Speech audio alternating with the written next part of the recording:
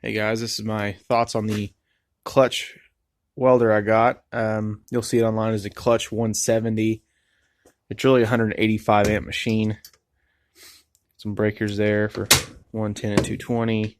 There's your four 110 outlets, and you have a 220 outlet, which is a stupid twist plug.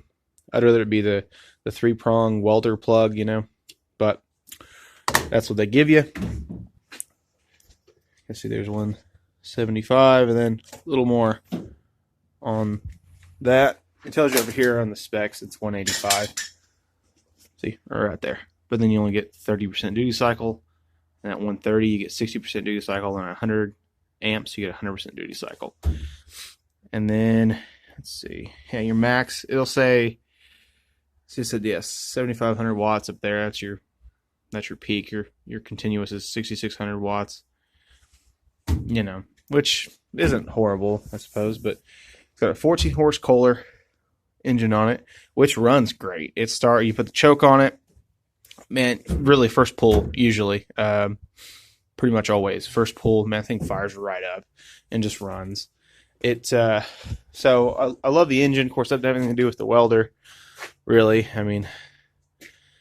But I like the little tray they give you. It's kind of cool. It's kind of neat. Put your rods like in here, and you can throw a hood here, and you can throw other junk here. I don't know. That's kind of cool. Of course, what is this welder? It's some home gamer style farm welding stuff like that. You keep it at home. It's a generator. It is a welder. They give you some kind of cheesy. And right now it's kind of cold out. It's about 32 degrees, so these leads are really stiff, but they're cheesy regardless the weather. But hey. Comes with leads, 18-foot stinger, and I think a 15-foot ground. And I had an extension. It's one thing that kind of sucks is the exhaust is right here, and you have your leads. I always put my leads over here because I had a cord over here, and it kind of burned a little bit because the exhaust is right there, right where your leads are supposed to hang up. So I always just put them over there. And since it is on wheels, it's got the handles too. See the handle? But it's on wheels, so it's really not you don't really need 100-foot leads on this thing. It's not really meant for that anyway, so I don't know. It's my opinion, these things are like $2,000, or even on Amazon I've seen them as high as $2,500. And my opinion is, you go on Amazon and you spend $150, $160, buy one of these awesome welders. I've had this thing for like 2 years, man. It's great. Actually has better leads on it, which is kind of funny. They're not great, but they're better.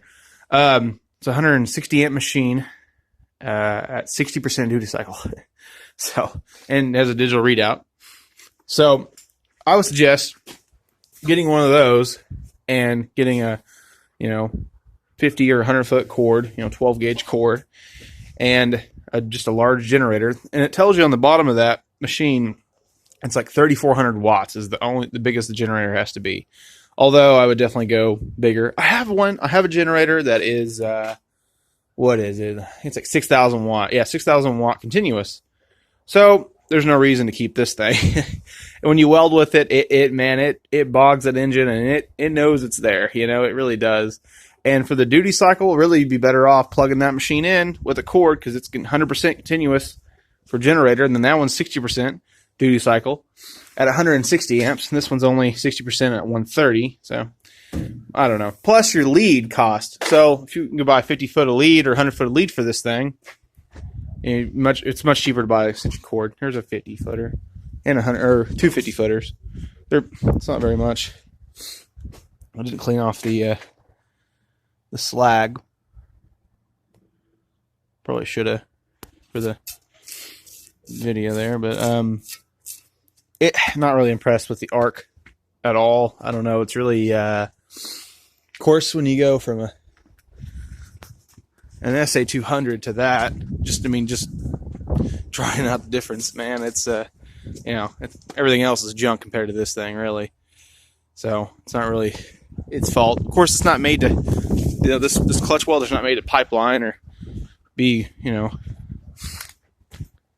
incredible arc or anything like that. It's just meant to get it done and kind of home gamer style type of thing. Although I've seen many people that have businesses that have these, but in the back of a pickup, which hey, but I don't know. Like I said, though, you'd be better off with a generator, at least a 5,000 watt continuous generator on one of those and a 100-foot cord, in my opinion. And actually, that's what I'm going to go with. I have a trade. I may be getting a Miller Big 40 for this thing. I had a guy offer me some money for it. Didn't show up. I don't know, but I'm not going to keep it. It's awesome, and what I gave for it is awesome. I only have like $600 in this machine. I got it broken. Another thing about this, I guess. Got it broken. Had a bad rheostat. Put a new rheostat in it. Didn't fix it.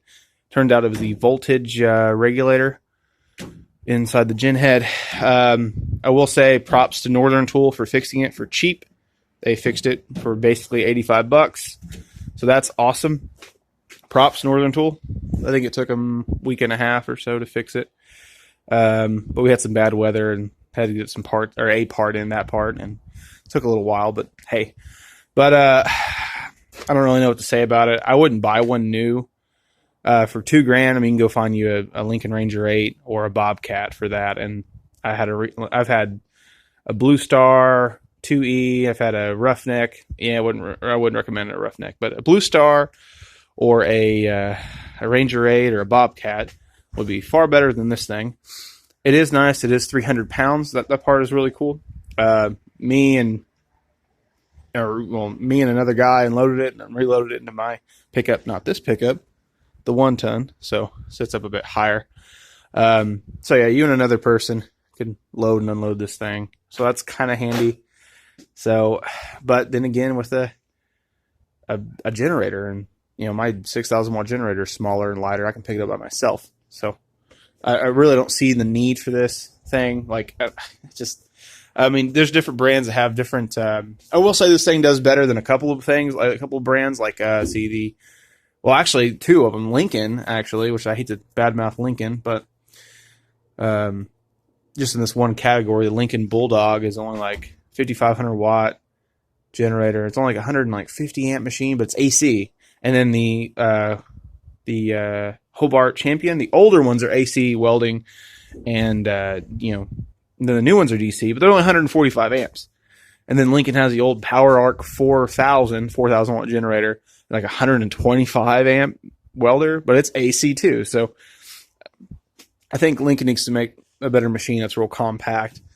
I don't know why their machines are AC. Of course, then again, it's not made for any crazy, welding. It's just made for farm use and this and that, I guess. So, I mean, but with a, $300 generator and, 100-foot, 50-foot cord and one of those for $150, hell, you're doing better off than a lot of those 2 machines. And then this one, I guess, is a little more amperage. You can still burn a 5/32 rod with that machine.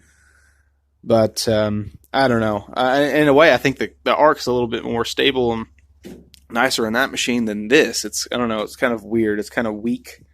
There's not much dig. There's not much arc force there. It's just kind of weak feeling. I don't know. It's kind of weird. But really, for what I gave for it and how much it cost to fix it, I'm really just glad it works, really, to be honest. But just want to give my opinion on the machine.